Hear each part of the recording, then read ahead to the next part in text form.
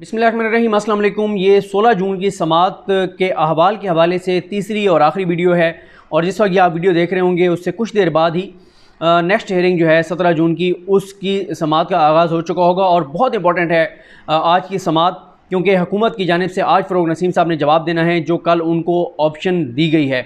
उस हवाले से मैं पिछली दो वीडियोज़ में आपको बता चुका हूँ। मैं इस वीडियो में दो बहुत इंपॉर्टेंट चीज़ों पर बात करूँगा। एक, आपको पता है कि कल सिलाई मशीन का ज़िक्र आया और वो ज़िक्र किस तनाजुर में आया, किसने किया, लेकिन हमारे कुछ दोस्तों ने, कोर्ट रिपोर्टर्स ने उसको तासुर ये दिया कि जस्टिस उमरता बंदियाल साहब ने प्राइम मिनिस्टर इमरान खान साहब की जो हमशीरा हैं उनके ऊपर तंज़ किया है। और उसके बाद मैंने देखा कि एक सिलसिला शुरू हो गया उमरता बंदियाल साहब के ख़िलाफ़। मैंने ट्वीट भी किया था कि उमरता बंदियाल साहब को, और मुझे असल में दुख इस बात के अपने उन कोर्ट रिपोर्टर्स दोस्तों पर कि जो भी हम कोर्ट को कवर करते हैं हम सब ये जानते हैं कि उमरता बंदियाल साहब जो हैं वो किसी मर्द के ऊपर भी कभी तंज़ नहीं करते। वो बिल्कुल और मिजाज के जज हैं, तो वो किसी खातून पे कभी भी तंज़ नहीं कर सकते। उनसे मंसूब ये बात बिल्कुल गलत थी। मैं आगे चल के आपको बताता हूँ कि क्या मामला था। दूसरा जो इंपॉर्टेंट मामला था वो ये था कि फ़रोग़ नसीम साहब एक मौके के ऊपर जज्बाती हो गए। जब से वो अपने दलाइल दे रहे हैं, पहला ये मौका था कि वो बहुत जज्बाती हुए और सख्त जुमले उन्होंने अदा किए। और फिर उमरता बंदियाल साहब को ही उनको ये कहना पड़ा कि वतवासु बिल हक़ की वतवासु बिस सब्र, और उनको तहम्मुल का कहकर, सब्र का कहकर, और उनको रोका गया।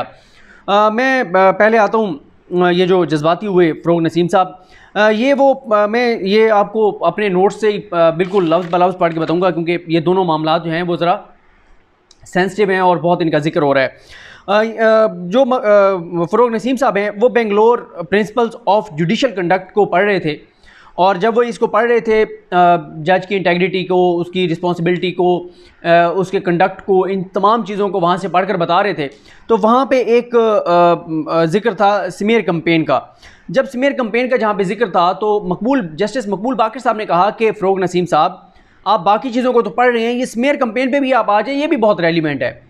तो जो जिस तरह से कैंपेन चलाई गई जज साहब के ख़िलाफ़, तो फ़रोग़ नसीम साहब ने कहा कि स्मीयर कैंपेन दरख्वास्त गुजार जस्टिस काजी फ़ाइज़ा के ख़िलाफ़ हो या मेरे ख़िलाफ़ हो, दोनों सूरतों में काबिल मज़म्मत है। उन्होंने कहा कि पेटिशनर यानी जस्टिस काजी फ़ाइज़ा की दरख्वास्त आपके सामने है। मुझे कहता है कि मैं टाउट हूँ, क्या ये एक जज को ज़ेब देता है कि वो इस तरह की ज़बान इस्तेमाल करे? ये कहा फ़रोग़ नसीम साहब ने। उसके बाद उमरता बंदियाल साहब ने कहा कि टिट फॉर टैट नहीं होना चाहिए। फिर फ़रोग़ नसीम साहब ने कहा कि आपने मकबूल बाकर साहब से कहा आपने स्मीयर कैंपेन की बात की, तो मुझे ये बात याद आ गई, सदर पाकिस्तान, प्राइम मिनिस्टर पाकिस्तान, मेरे बारे में, शहजाद अकबर के बारे में क्या कुछ नहीं कहा गया जस्टिस काजी फ़ाइज़ा की तरफ से। जायदादें उनकी सामने आई हैं, ट्रायल पर हम हैं। मैं इस पर नहीं जानना चाहता कि ये मेरे लिए कितना अज़ियतनाक था और मैं किस अज़ियत से गुज़रा हूँ।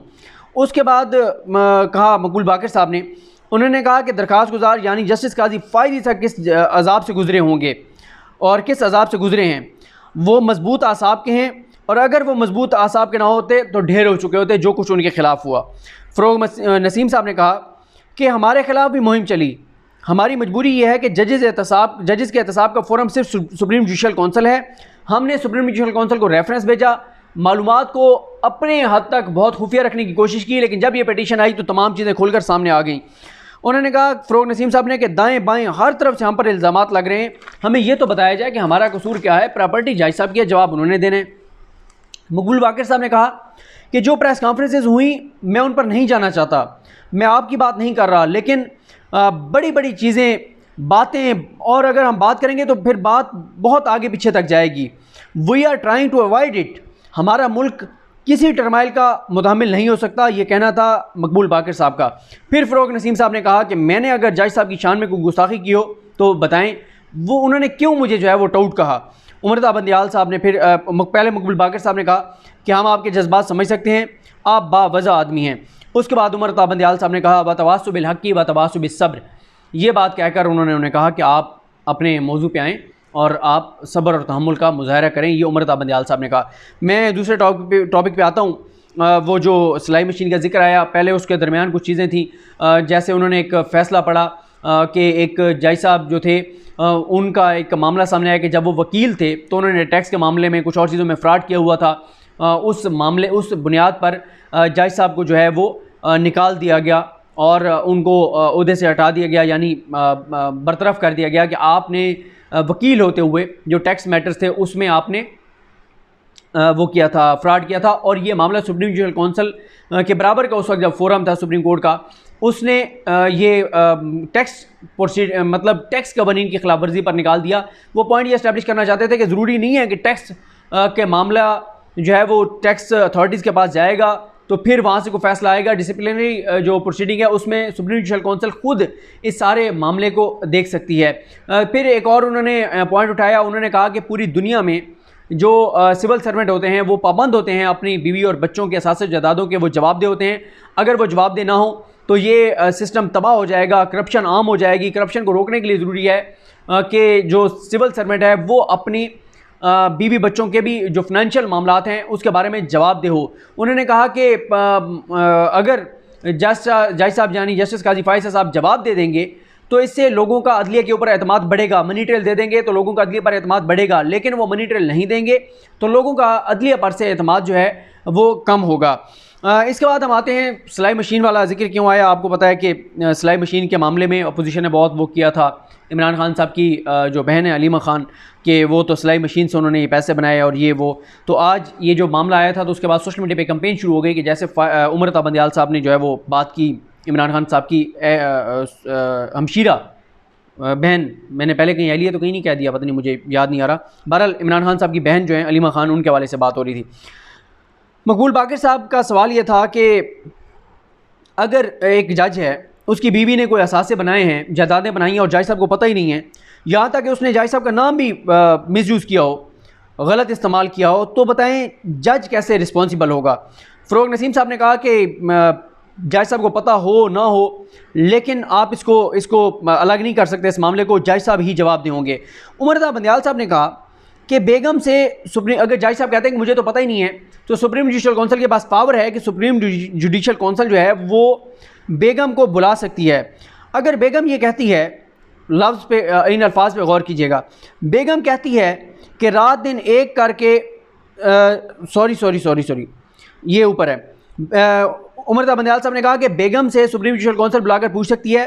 और अगर बेगम कहती है कि मैं छोटा सा सिलाई का कारोबार चलाती हूँ, उससे मेरी बचत हुई और मैंने उससे ये दुकान या जो भी कोई प्रॉपर्टी है वो ख़रीदी है, तो ये कहना था उमर बंदियाल साहब का। फिर फ़रोग नसीम साहब ने कहा कि बिल्कुल बेगम को सुप्रीम जुडिशल काउंसिल बुला सकती है। बेगम कहती है कि रात दिन एक करके सिलाई करती थी, मैंने पैसे कमाए हैं, वो पैसे फिर लंदन ले गई और या लंदन में मैंने सिलाई मशीन से ये पैसे बनाए, या मैं बच्चों को पढ़ाती थी, मैंने पैसा कमाया और 5-6 मिलियन पाउंड्स जमा कर लिए। ये उन्होंने कहा फ़रोग नसीम साहब ने, क्योंकि काफ़ी महंगी प्रॉपर्टीज़ हैं। इस पे काजी अमीन साहब बरहम हुए फ़रोग नसीम साहब पर। उन्होंने कहा कि एनफ इज़ एनफ, बहुत हो गया। जज की फैमिली से मुतल्लिक मफरूज़ों पर मबनी तौहीन आमेज़ मिसालें ना दी जाएँ। केस हमारे सामने हैं। मैं आपको यही कहूँगा कि आप ऐसी मिसालें ना दें जो उनकी फैमिली से मुतल्लिक हों और मुनासिब ना हों। तो उन्होंने कहा जी ठीक है। तो जैसे मैंने आपको अभी पढ़कर बताया है कि उमर बंदियाल साहब ने कहा था, सिलाई मशीन का लफ्ज़ तो उन्होंने यूज़ ही नहीं किया। उन्होंने ये कहा था कि अगर वो बेगम कहती है जज साहब की कि मैं छोटा सा सिलाई का कारोबार चलाती हूँ, इससे मेरी बचत हुई है और इससे मैंने कोई दुकान ख़रीदी है, तो सिलाई मशीन का लफ्ज़ उमर बंदियाल साहब ने नहीं कहा था। जिस भी हमारे दोस्त ने यह तासुर देने की कोशिश की उसने, ठीक है आप इमरान खान साहब पर तनकीद करें, लेकिन अपने उस पर करें, अपने उस पर करें।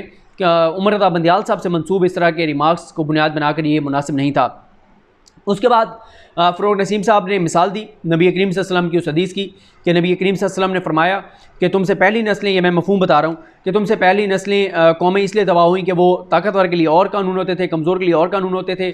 और फिर नबी करीम सल्लल्लाहु अलैहि वसल्लम ने कहा कि अगर मेरी बेटी फ़ातिमा भी चोरी करेगी तो उसके भी हाथ काट दिए जाएंगे। तो ये सारी उन्होंने चीज़ें बताई और भी बहुत कुछ था। उन्होंने बहरहाल ये कहा कि जब आप हायर उसके ऊपर होते हैं, ओहदे के ऊपर होते हैं, तो फिर आपकी रिस्पॉन्सिबिलिटी भी जो है वो हायर होती है। उन्होंने कहा कि मातहत अदालतों के जो जजेज़ हैं वो सिविल जजेज़ जो हैं वो अपने बीवी बच्चों के असासे जायदादें न सिर्फ डिक्लेयर करते हैं बल्कि उसको जस्टिफाई करते हैं। तो सुप्रीम कोर्ट के जजेज़ तो बहुत हाई एक लेवल के ऊपर हैं और उनको ही तो ज़िम्मेदारी जो है वो और भी ज़्यादा बढ़ जाती है। और उन्होंने कहा, साकिब निसार साहब के एक फ़ैसले का हवाला दिया कि पाकिस्तान के जो जजेज़ हैं वो बहुत से मुल्कों की तरह जहाँ पे सूरत हाल नहीं है कि वो अरकान असम्बली को जो पार्लियामेंट हो उसको जवाब दूँ। यहाँ पे हमारा अपना एक एहतसाब का सिस्टम है कि हमारे जजेस का एहतसाब हमारे जजेस ही करते हैं। अब आज जो प्रोसीडिंग होनी है उसमें अगर फ़रोग नसीम साहब ये कह देते हैं कि वफाकी हुकूमत ये इत्तफ़ाक़ करती है कि मामला पहले FBR के पास जाए, FBR का जवाब आए तो फिर मामला आगे चलाया जाए, अगर ऐसा होता है तो फिर मकबूल वो उनसे काजी फ़ाइज़ साहब के वकला से पूछा जाएगा। और अगर फिर अक्सरियत जजेस की यानी 10 में से 6 जजेस इस बात पर इत्तफ़ाक़ कर लेते हैं, हुकूमत अगर ये कहती है कि ठीक है FBR को भेज दें, तो फिर ये मामला FBR को भेज दिया जाएगा। और अगर हुकूमत इनकार कर देती है, हुकूमत कहती है नहीं, तो फिर ये मामला यहीं पे सुप्रीम कोर्ट सुन के और फैसला देगी। और अगर काजी फ़ाइज़ साहब के वकील कहते हैं कि नहीं हमें ये ऑप्शन कबूल नहीं है, तो फिर भी सुप्रीम कोर्ट के 6 जजेस अगर कह देते हैं तो फिर भी मामला FBR को चला जाएगा। बहरहाल आज की समात बहुत इंपॉर्टेंट है, उसका हवाला आपके साथ शेयर करेंगे। मुझे अपनी दुआ में याद रखें। अल्लाह करीम हम सब का हामी नासरू। अल्लाह हाफ़िज़।